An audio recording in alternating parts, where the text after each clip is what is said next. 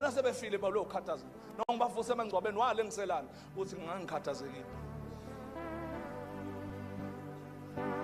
Khathazeka abakhongi bakaSathane, wavuma ukukhathazeka uvuma abakhongi bakaSathane. Umuntu mayolobola akayi thuma abakhongi akuye. Makuvunywa abakhongi kuvunywa yena. Makuchithwa abakhongi kuchithwa yena. Wavunywa abakhongi uyazazi uvunyiwe. Wavuma abakhongi bakaSathane umvumile uSathane. Waqala waba newari wakhathazeka ngento esikwenza yona le nkonzweni sikukhubekisile le nkonzweni senza into limasa gcoba uzwana wahamba ohlala ekhaya wathi iviki lonke angikhonze ngihleze ekhaya ngoba bangikhubile. Unika uSathane indawo. Uvuma abakhongi bakaSathane yokuhleze ekhaya ugayibosi. Akekho umuntu odinwe yithi ehleze ekhaya kodwa intercede ngathi. Lindi report ebhedayo evela la. Makuthiwa nje kade bethi bayakhonza uSilingi washaya umunye ekhanda ethi ya. Yes.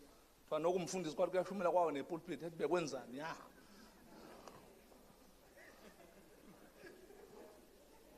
Oh hallelujah. Mozo dina ukuthi siyakhuba. Awukazi ukhubeka enkonzweni. Ilinde leyo nto iyeza. Usazokhubeka. Walk like him. Usohlala la ngoba uhlalele ukushaya izandla ukuthi uphethwe kahle. Uzobazalwana into engihlalele ekhaya engihlasela ekhaya indlela endingiphethe ngayo. Shame on you.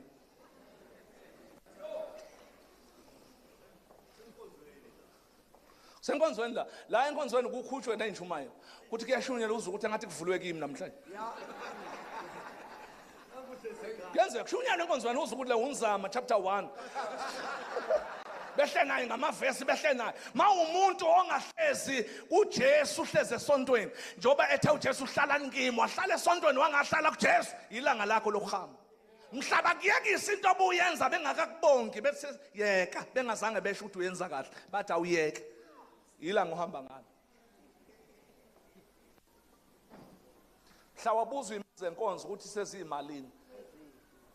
Bazalwane ngibona ukuthi ngiyayidla nima asithi uyayidla sithi imali iphi.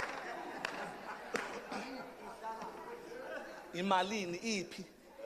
Bazalwane ngeke ngidle imali yena sishongo sithi iphi.